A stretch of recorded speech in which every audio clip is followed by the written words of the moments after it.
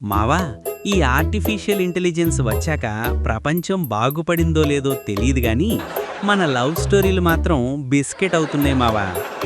మొన్న నా గర్ల్ ఫ్రెండ్ని ఇంప్రెస్ చేద్దామని ఒక రొమాంటిక్ మెసేజ్ పంపాలనుకున్నా. మనకంత సీన్ లేదు కదా.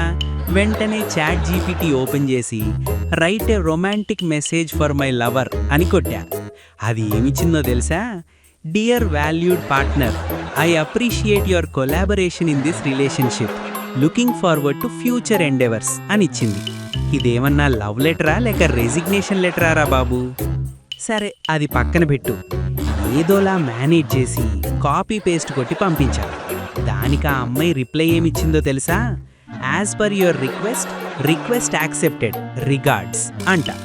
చూసావా మావా, మనకి టైప్ చేయడానికి బద్ధకం, వాళ్ళకి చదవడానికి బద్ధకం. ఫ్యూచర్లో పిల్లలు పుడితే నాన్న అని పిలవరు, హే గూగుల్ అని పిలుస్తారేమో అని భయంగా ఉంది మావా.